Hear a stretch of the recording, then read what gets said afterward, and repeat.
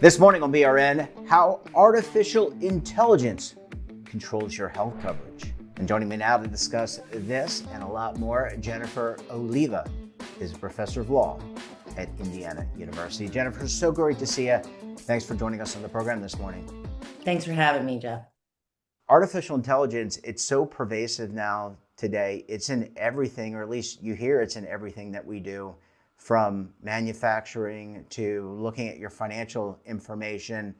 It's also incorporated, Jennifer, in healthcare.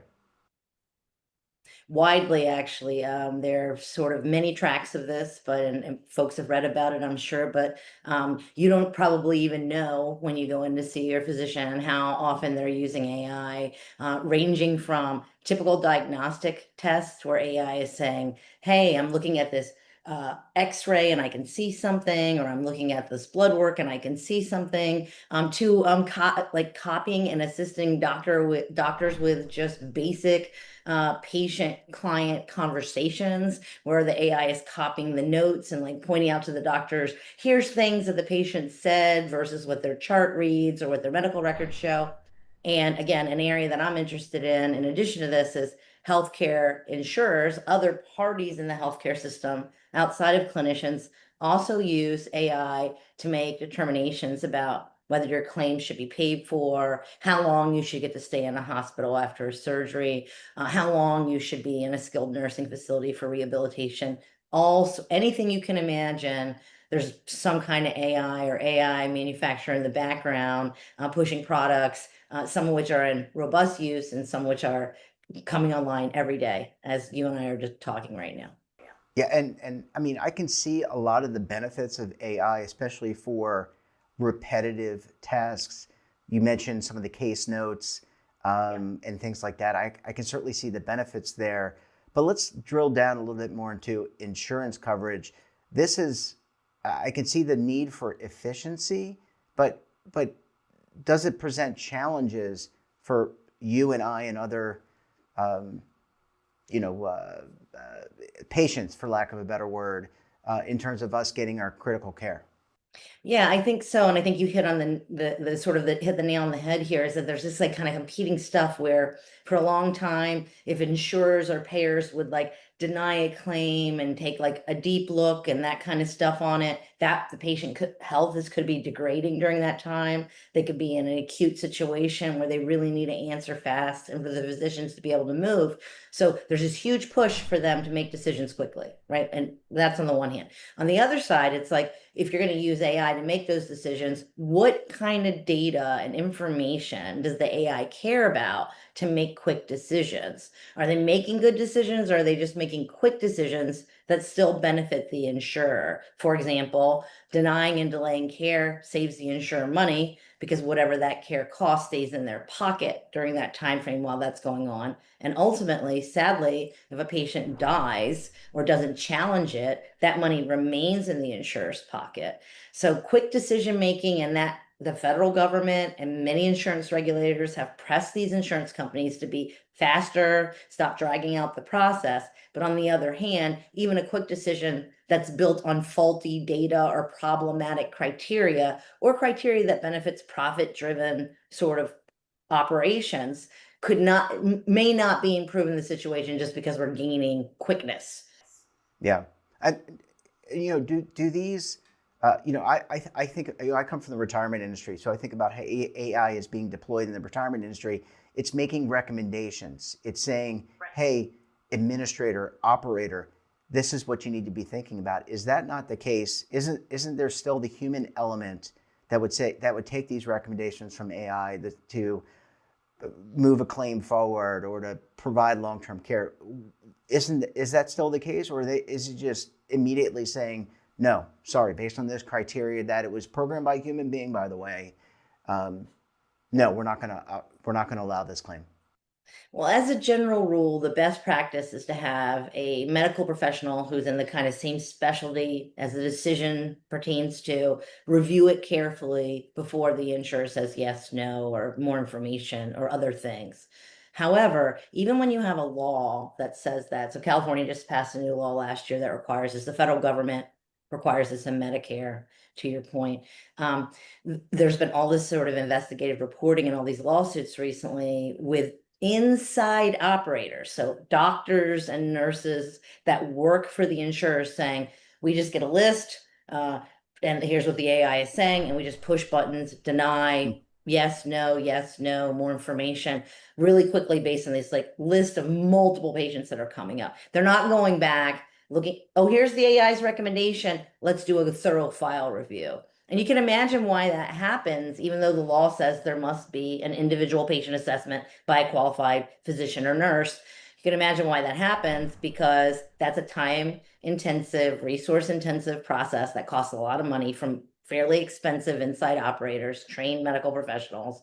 And so the incentive with this kind of stuff is always to say the AI probably knows best or has a high rate of success here, and I have to get as many of these done during the day as quickly as I can because of this quickness issue, and to just push the button. And it's been unfortunate that I've always been skeptical that the insurers are probably doing this, but like I said, several whistleblowers have come forward over the last year or so and said, yeah, we just hit click on 200 claims one way or the other and move on. It takes me 30 seconds. It's like direct quotes from people who do this.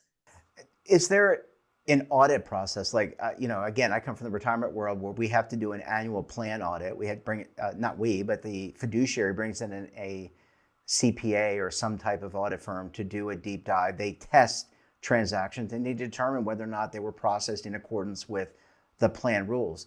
Is that the case with some of these? Like, I can understand efficiency, and AI is constantly learning and evolving, but is the work being audited by an independent entity in order to make sure that it's doing what it should be doing and doing it correctly? Yeah, and that's sort of what I'm arguing for here is either a front end look at this, testing it against claims data, or some kind of back end audit, or both. The answer is state insurance commissioners for the insurance plans that they manage have the authority to do this kind of thing, Mm-hmm. and some do, and that the federal government and the federal public health care programs like Medicare, Medicare Advantage, and this have the authority to do this. CMS, the Centers for Medicaid and Medicare Services at the federal level, was concerned about this because, as I told you, all these sort of whistleblowers are coming forward. Mm-hmm. And a few years ago, they did a claim. They just took 1 week out of all the Medicare Advantage claims data and said, we're just going to look at 1 week. And they found fairly large errors, 13% in one area, 18%, and said, these decisions violate the federal rules on how these claims decisions have to be. 1 week, 7 days of data after, as millions and millions of claims found these sort of very high error rates. And so when the audits have been conducted, that's again raised concerns for us because we're like much more oversight is needed for this kind of stuff because the data looks bad. Another way to do not an audit, but something that in law we would view as important is to say, if you're going through the appeals process, how often are these things overruled later on when another decision maker is looking at Right. it? So like in the Medicare space, this is egregious and really troubling. And I hate to say it, but when they look at the administrative law judges, your last sort of appeal out of that 5-step Medicare appeal, how often does the administrative law judge sitting there taking time looking at the claim reverse the denial when it gets to that stage? And it was 90% the last study that was done. So imagine being wrong 90% of the time, and making like an efficiency argument. That's very troubling because those folks in that plan are senior citizens, who often have multiple healthcare issues. We're not talking about a 20-year-old that didn't get some, simple healthcare intervention and they're going to be fine. These are people that where the healthcare intervention, and quickly the healthcare intervention, was material to their health outcomes. Yeah, and I mean, baseball players are wrong, are off 2/3 of the time, and that's considered right. They bat 300. That's considered a great batting average. That's right. Getting it wrong 90% of the time, actually the weather people might be in that category too. But in all seriousness, let's talk a little bit about, because I think this is a topic that we're not going to solve in one day, but I think we're raising awareness here. What is the role? How can the federal regulators and the state regulators, you mentioned California, you mentioned the federal government, what do they need to do? It sounds like they're a little behind the curve when it comes to the use of these technologies. What do they need to do to make this better, not only for the businesses, because we want the businesses to be profitable, but you also want people to be able to get the care that they need so they can live longer?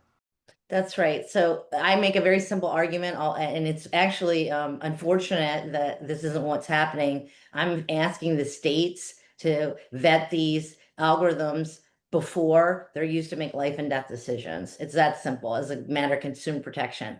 So state insurance commissioners have some authority, state Medicaid agencies have some authority here, and it's complicated because different insurers are regulated by different entities.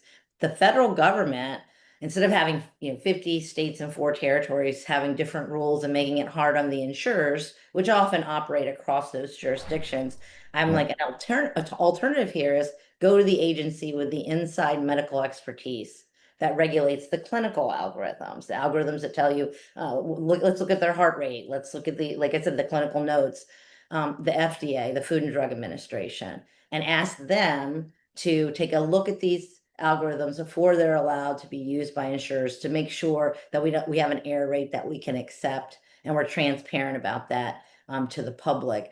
The unfortunate thing here with that proposal is that the insurers argue that the Food and Drug Administration doesn't have authority over them because they're not actually making a medical decision. When what they mean by that is we're deciding whether or not we're going to pay for what you're asking for, but we're not deciding exactly what care you can proceed with, because you can always go forward and pay out of pocket yourself.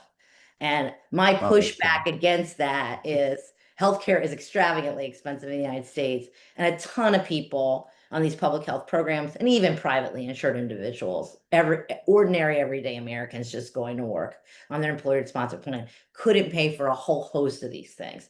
Many people couldn't afford to pay for post-pregnancy care. It's so expensive. And simple things like that. Imagine having to have a complex bypass, medications, and a rehabilitation package. You're in hundreds and hundreds of thousands of dollars. So it's just not a real world answer to say, well, you can just pay out of pocket and Yeah. litigate this against us through the appeals process later. Yeah. That does not make sense for a huge percentage of us in the United States. I would say the great majority of us. Yeah, right. I couldn't afford. Almost everybody who's not extremely well resourced and wealthy. Real quick, I had to wrap up our talk, but we talked about what the government's role is. Obviously, we know the insurer's role. I think there's an ethical role there to make things better. My own personal opinion, you may disagree. But in terms of the patient and the doctor, so the treating doctor, not the doctor that works for the insurance company, are there roles for both of those parties in order to I don't know, not regulate, but ensure that they're getting the result that is intended, but also a positive result, meaning the AI is actually doing what it should be? Yeah, I think that patients have to be their own advocates here and press their providers. Providers have seen these statistics now and these audits and reports, and must be pressing back against the insurers. One of the interesting caveats here, why this is such a difficult area to write and research in, is that the providers now are trying to use their own counteracting AI to try to get these claims through better and Mhm. advocate for their patients. So there's a much faster way to submit. But I would argue that patients have to be their own advocates here. And so the providers have to push back here, because you will be successful a huge percentage of the time on appeal. And we know that for a fact. So I would just say to patients, don't give up, press your providers, be your own best. And it's terrible to have to ask people to do that when they're unhealthy or they're not feeling unwell. So again, a family member that can be an advocate for you, but it's often worth it. The majority of the time, it's worth it to fight here to the extent that you have the ability, capability, and support to do so. I lied. Not last question. Just real quick to that point. As you're talking, I think of things that I would think are important. Let's talk about advocacy groups, because if you're sick, are there not-for-profits or NGOs that can work on behalf of these individuals, these patients, to help them? I mean, there's got to be a huge support mechanism that exists today to help patients. Yeah, there are people who are claims advocates and patients advocates. Often your own insurance company will have somebody designated for that, and but they're not taken advantage of nearly enough. Your provider also can help you with that, but you need to call your insurer and find out if they have in-house patient advocates. They often do. If that doesn't work out, you can obviously get an outside person. There are folks whose entire career is in patient advocacy. They'll even come and visit you if you're like in intensive care or in an acute care facility. So it's you have to like take the time. But what I would tell people is when you get a new insurance plan or whatever insurance you're on, while you're healthy or feeling well right now, find out who all those contact informations are. People are keep like a little one-page Word document on your computer or a little card, Or your whatever works for phone. you. Put it on Or your your phone. phone. That's the best. And then you have those numbers and can reach out when you get in a crisis situation and are not feeling as well as you did when you did that basic research. Yeah, really good advice. Jennifer, we're going to have to leave it there. So pervasive in our society is AI. This is just another area where, I think the regulation has to catch and the advocacy has to catch up. Thanks so much for joining us. We look forward to having you back on the program again very soon. Thank you very much and have a wonderful day. Don't forget to subscribe to our daily newsletter, The Morning Pulse, for all the news in one place. Details, of course, at our website. And your subscription helps support all this great BRN content each and every day. We're back again tomorrow for another edition of BRN. Until then, I'm Jeff Snyder. Stay safe, keep on saving, and don't forget, roll with the changes.